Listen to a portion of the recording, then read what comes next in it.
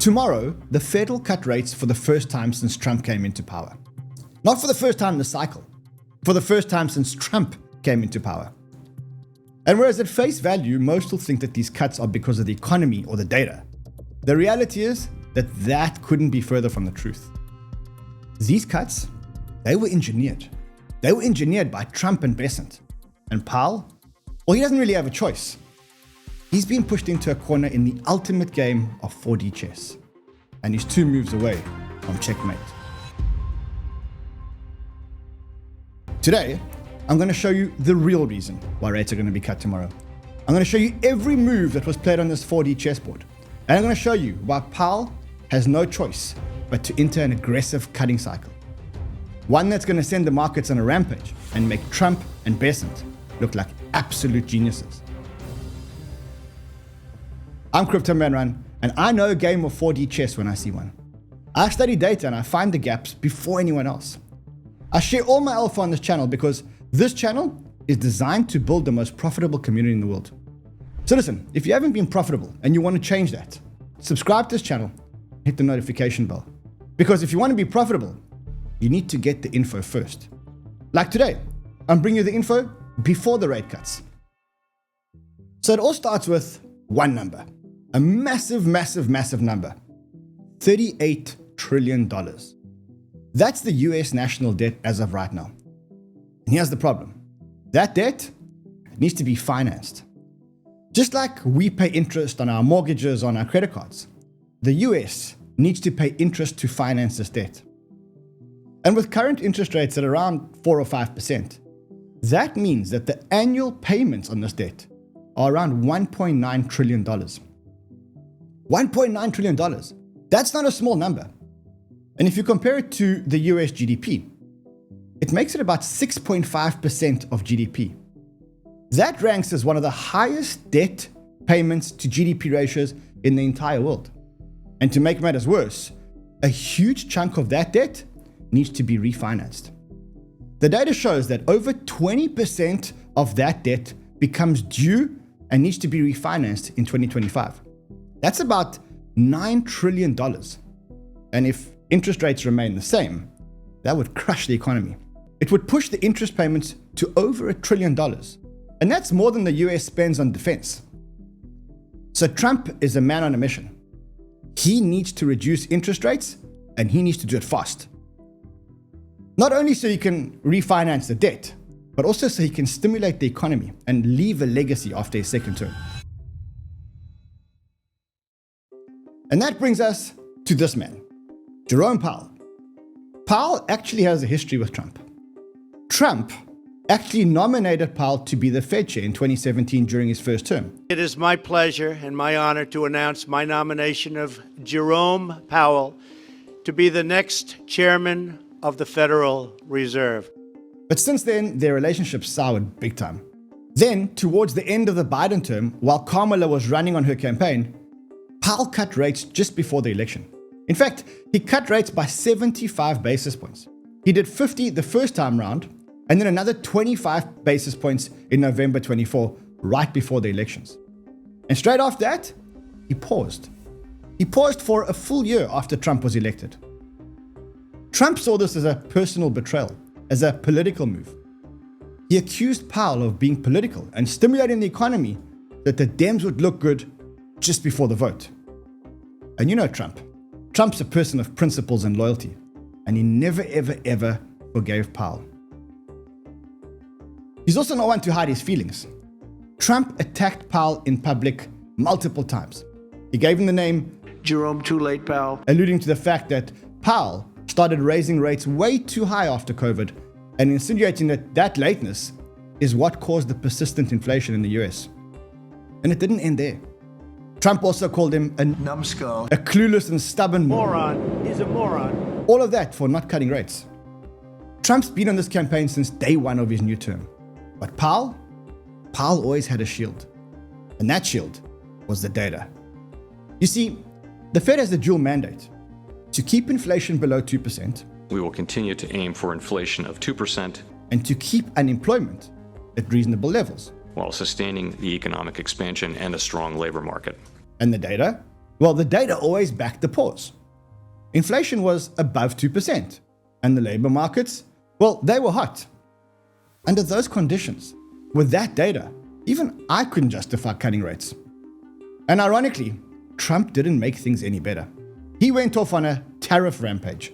And what do tariffs do? Well, they raise prices. And what do high prices do? Well, they raise inflation. Prices on cars, furniture, clothes, they all went up. And Powell? He hid behind his data-driven stance. He stood up on that podium and said, We will continue to determine the appropriate stance of monetary policy based on the incoming data, the evolving outlook, and the balance of risks. And since the data's hot and inflation's hot, there are going to be no cuts. Trump and his Treasury Secretary 𝗥𝗏𝗏 didn't see eye to eye with Powell. They saw this as Powell just stalling and using the data as an excuse. They made this political. And it made them absolutely crazy. And that's when the master plan began to escalate. First, Trump asked nicely. The interest rates will come down. You said that you would demand that the interest rates come down. Well, I would. Do you expect I the would put Fed- in a strong statement. Do you expect the Fed to listen to you? Yeah. But Powell refused to lower rates. So Trump escalated. And he didn't just escalate. He went nuclear. It started off with verbal attacks in public. People aren't able to get good mortgages. They're paying too much because of Jerome Powell. He's truly incompetent. People aren't able to buy a house because this guy is a numbskull. He keeps the rates too high, probably doing it for political reasons. We have a moron at the head of the Fed. He's a moron. He just kept hammering him day after day after day. But there was no flinch at all. Step 2 was to threaten firing Powell. And he actually proved that he could do it legally. You see, under US law, the president can actually fire a Fed chair for cause, which means misconduct. Not for policy disagreements, but for misconduct. And that's exactly what Trump threatened, repeatedly and in public. Trump sent multiple messages to Powell, and these messages, they weren't subtle at all. The message was clear. I can fire you, and I'm already looking for your replacement. But then Trump came to his senses, and he realized that it's probably better to keep Powell than to rattle the markets. Because if there's one thing that the US people want more than low rates on debt, it's separation between the Fed and politics. Step 3 was an institutional attack. Trump and his allies accused Powell of overspending on the Fed building. It looks like it's about 3.1 billion. It went up a little bit, or a lot. So the 2.7 is now 3.1. Initially, the building was supposed to cost 1.8 billion. Then it rose to 2.7 billion. And then Trump said that it looks like it's going to cost about $3.1 billion, which is up quite a lot. Powell said that he was actually not aware of this. I'm not aware of that. Yeah, it just came out. Yeah, I haven't heard that from anybody at the Fed. Yeah, it just came out. This was wild. He went there to inspect their innovation. And then he publicly mocked the building as a big, ugly structure. Think about that. The president standing on the steps of the Fed and calling it ugly. It's a power move. It's about dominance. And then came attack number 4. Trump sent an even stronger message. He started picking off the Fed members and made it clear that if you don't align with his policy demands, you'll be targeted. On the 25th of August, Trump announced that he was removing Federal Reserve Governor 𝗬𝗎𝗂, not for her performance at the Fed, but for mortgage fraud allegations. This was the first time in history that a president had fired a board member. Now, even though the judge temporarily blocked it, it doesn't matter, because the message was clear. The message was sent. I can get to you. I can break this institution. It was a direct shot across the bow. But even with all that pressure, Powell, he still had his shield. He still had the data. Inflation is hot and the jobs market is resilient. And I follow the data. So Trump, he went for the kill shot. He went after the data itself. This is the checkmate move. First, Trump fires the head of the Bureau of Labor Statistics, 𝗤𝗥𝗬𝗏. He fired her multiple hours after a disappointing jobs report came out. He accused her of faking the numbers to make the Democrats look good before the elections. And who does Trump install at the BLS? A guy called E.J. Antony. Antony is from the Conservative Heritage Foundation. He's a contributor to Project 2025, and he's a long-time, very vocal critic of the Fed and the Bureau of Labor Statistics. He actually called the BLS a random number generator. And then what happens? Just a few weeks later, the BLS released the largest downward revision on record to a jobs report. They admit that the economy added 911,000 fewer jobs than were previously reported. And it's not like it was a surprise, because Bessent warned us weeks before. We're going to get the revisions for last year next week, and there may be as big as an 800,000 job downward revision. Again, this would be the second downward revision, so I'm not sure what these people who collect the data have been doing. It's good. We need good data. Think about it. Almost 1 million jobs just erased. The data flips overnight from resilient to fragile, and the entire narrative changes. It means that Powell's shield is gone. It means he can't stand up there anymore and say, we follow the data, when Trump controls the people who make the data. And now the data shows that too late Powell, well, he's behind the curve again. And the new Trump data actually backs this. It's like what I've said before. Imagine you're supposed to be flying an airplane and your GPS is broken, so you're working off a map. But then you realize that the map that you've been working off is wrong. Then where the hell are you flying to? What data are you using? And that's Powell right now. He has no map. He has no data.